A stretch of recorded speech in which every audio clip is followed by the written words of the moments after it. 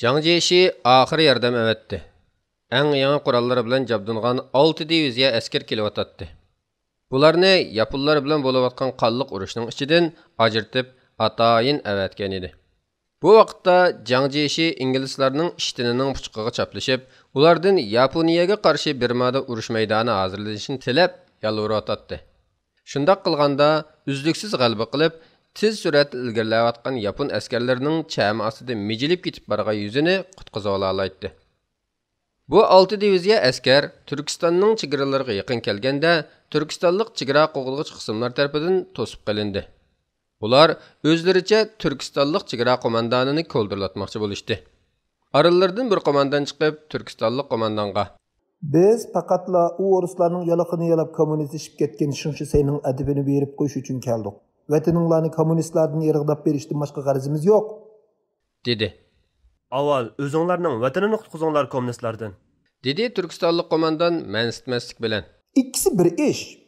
Biz degan sizlarning do'stinglar. Obdan bilval qo'mondon, bizning o'z vatanimizni kommunistlardanmi, sizlardek xoin dushmanlardanmi irg'dash qurbimiz yetadi. Yordamga ehtiyojimiz yo'q. Biz shuni nihoyat yaxshi bilamiz. Biz degan islomga ching esilgan xalq. Buning o'zi kommunizm va boshqa har qanday botil ideyalarga qarshi nihoyat yaxshi qalqon. Sizlarning yordamni qabul qilmay kajlik qilishinglar dushmanga obdan fursat qilib berilgan bo'ldi", dedi Xitoy qo'mondon. "Sizlarmi o'xshashli dushman. Shinshisey sizlarni sir to'qay qilib etamikin. U ablah hozir qochadigan to'shak topolmay Urumchida muhosir ichida qoldi. Bo'ptimsa, kaga yerimizga ketayli. Bu xatarlik dushmanni yo'qotish ishini yolg'iz o'zinglarga qo'ydik." Bir qancha kun o'tmayla dushmanning hilasi o'ttirib chiqdi. Xitoy yordamchi qo'shini chegara qo'g'ilchi birliklarimizga hujum qildi. Ularning soni Xitoy askarlariga solishtirganda xilali oz bo'lib, jasurlarcha ilishgan bo'lsa-mu, bu kuch solishtirmasi g'oyat zo'r bo'lgan jangda mag'lub bo'ldi va Xitoylar chegarani bosib kirdi. Xitoylar xalq bilanmi tutishdi. Nurg'un askardan ayrilib qolishgan bo'lsa-mu, Urumchiga yaqinlab qoldi. Bu chaqda Urumchi Osman Baturning qo'shini tarafidan muhosir qilinib, Shinshisey uchun qochqili bo'lmaydigan turmaga aylangan edi. Yordamchi kuchlarning kelganligini anglagan Shinshisey ruslardan butunlay yuz o'rib, Jang Jieshiga bo'ysunganligini e'lon qildi. Bu e'londan keyin yangi kelgan Xitoylar qurt qo'ng'izdek hamma tarafda yamrab, Osman Baturning qo'shiniga yupurilib kelishdi. "Azimatlar, men texi umidni o'zmidim", dedi Osman Batur. "Vabodagi yo'non kelayotgan buncha ko'p Xitoyning orasidan biz nagim chiqib ketalaydik, general?" "Tog'larning mehr shafqatli qo'yniga. Qandaqsiga? U yerda qaytadan boshlaymiz, Mustafa." "General, nima demoqchi ekanligingni bilaman. Urumchining atrofidagi jangni davom qilishni, shahid bo'lib ketguncha bardoshlik berishni umid qilasan. Bu nihoyatda ulug'vor ish. Lekin uningdanmi ulug'vor bo'lgani hayot qilib, fursat tepib, islom diyorini kofirlardan tozalash, mujohidlarga uqtirish qil. Taqqa qarab yo'lga chiqamiz."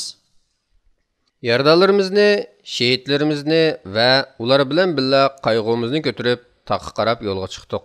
Tushkunlashmagan edik. Aksicha xushal edik.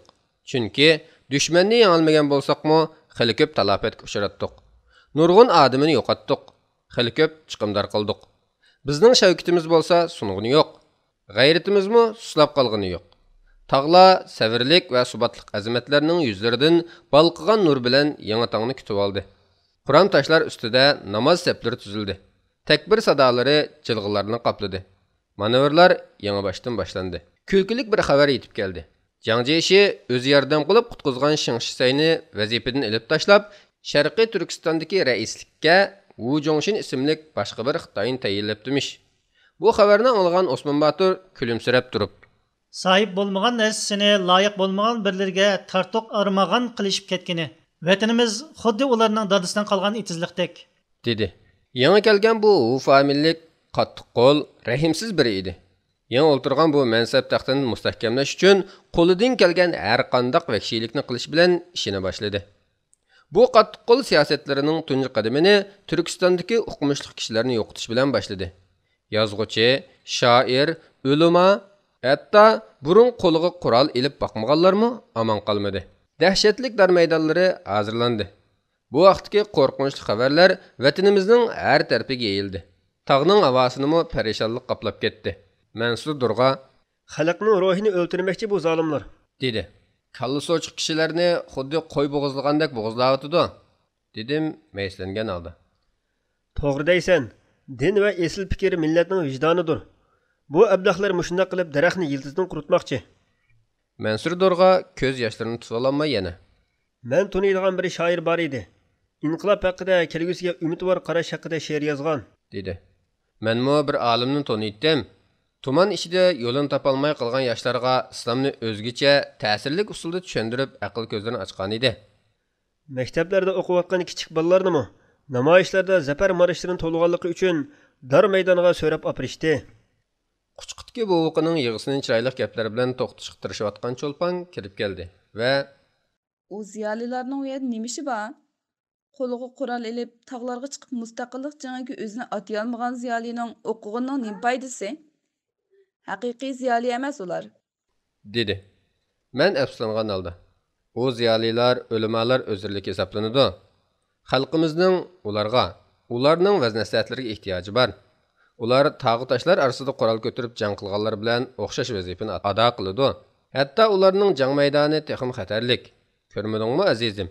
Shunglashqa Xitoy dushmanlar eng avval shularni yo'qotishga atlandi. Chunki ular bu kishilarning o'zlariga xatar olib kelganligini biladi, dedim. Partizanlik urushlari yana boshlandi. Xitoylarmi jangning tek oyoqlashmaganligini tushunishga boshladi. Her fursatda tog'dagi azamatlar shaharlarga kirib, askarlarni yo'qotib, selib olgan binolarni portlatib, ularga ziyon selib turadi. Ular o'zlaricha muqimlikni saqladik deb xamchu so'qib qolganliklarini anqarishga majbur bo'ldi. Xitoylarning vaqtlik zafari azob-uqubat, badal to'lash va alamga aylanayotdi. Dal mushu vaqtda ili tarafdagi xalqmi ixlosman bir islom olimi bo'lgan Alixon To'ra boshchiligida inqilob qo'zg'ab, Xitoylar bilan qattiq ilishlar natijasida ili rayonining hokimiyatini qo'lga olib, mustaqillik e'lon qildi.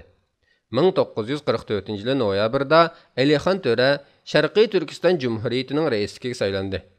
General Osman Batur odamlar bilan birlikda uningga bay'at qildi. Osman Baturdek muhim qo'mondonning tajribalari natijasida Oltoy va Cho'chak istilodan qutuldirildi. Xitoy dushmanlar ig'ir talafotga uchirtildi. Rais Alixon To'ra buyruq tushirib Osman Baturni Oltoy viloyatining valiyligiga tayinladi.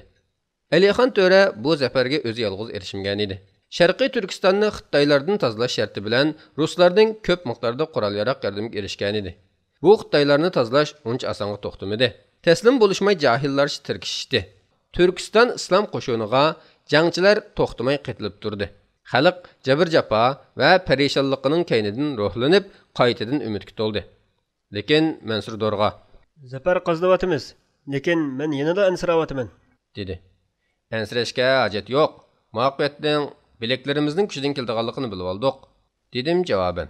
Mansur masxarlik kulib, qurol bo'lmasa bileklarimizning qanchalik kuchi bo'lsin, dedi. Mansurning ruslar Alixon To'raga ta'minlab bergan qurol-yaroqlarni ko'z tutayotganligini tushundim. U ruslarning niyatidan gumonlanadi. Bo'libmi, ruslar germanlarning ustidan g'alaba qilgan mushundaq paytda bizning kichik vatanimizning o'yinchiq aylanib qolishidan ansiraydi. Kuchliklar tepishib o'ynaydigan futbol to'piga aylanib qolishidan qo'rqatdi. Dunyo o'zgaryapti, Mansur. Dunyo urushlari insonlarga unutilg'isiz saboqlarni ato qildi. G'oliblarni texmi g'adaytib, kibr ato qilganda tayinliq, dedi mo'risini qisib qo'yib. Mustamlikchilik boshqa bir narsaga aylanadi. Nima demaksan, Mustafa? Mustamlikaning o'rnini do'stlik egallaydi. Bizga yordam berganlar bilan do'st bo'lishning nima yomoni bor? Mansur kichik balamga qarab mundoq dedi. Bilamsan, men mushu balamga qarasam yurkim o'rtanadi. Nimishqa? Sen xatar va mag'lubiyatlarni bizningla tartib tugitib bo'la oladiganligimizni o'ylamsan, o'g'ling davriga kelganda ahvol cho'qim texmi egri bo'ladi. Cho'lpon bolasini mehr bilan chin quchoqlab suyib turib, balam to'g'risida undaq gaplarni qilmang, dedi. Kulib ketdim. Mansurmi kulib ketib, so'zini davomlashtirdi. Mag'lub bo'layotgan Xitoylar sulhi talab qilishdi. Biz rad qildik. Anlamadingmi? dedi Mansur men tarafga sal yaqinlashib. Rossiya rais jumhurini bu sulhini qabul qilishga zo'rlab o'tibdi. Qandoq sulh ekan u? dedim men zardi bilan. Mansur bilmadim degandek mo'risini qisib qo'ydi va bizning yer mustaqilligimiz, ya'ni muxtoriyat, avtonomiya, Xitoylarning chekinishi, ularning o'rniga bizni olmishimiz, dedi. Unda bo'lsa bo'ldi ekan-ku. Lekin men bizning vatanimizning tamoman mustaqil bo'lishini umid qilaman. Ammo ruslarning g'arzi xalqning orzusini besib tushyotidi. Biz Xitoyning shartsiz taslim bo'lishini, butunlay mag'lub bo'lishini orzu qilamiz. Biroq ruslarning g'arzi boshqa. Sen bilasan nima ekanligini. Balani bezlab o'tirgan cho'lpon gap qo'shdi. Biz zar bo'lgan tinchlik yetib keldi. Shaharlarimizga, uylarimizga qaytib keldik va biroz rohat topdik. Meningcha kelgusi texmi parlaq bo'ladi. Mansur bosh barmoqni chiqarib ishorat qilib qo'yib, Ayollar doim ishning yaxshi tarafini o'ylaysizlar, dedi. Ondan quloqimga yaqin kelib, mundoq deb pichirladi. Osmon Batur ruslarning taklifini rad qilyotdi. Lekin mustaqilligimiz rasmiyat uchunla bo'lgan, yerim mustaqillik bo'lib qolgan chiroy. Xitoylar chiqib ketsili bo'ldi, boshqasi muhim emas, dedim men. Mansur yana mo'risini qisib qo'ydi va Kim biladi? dedi.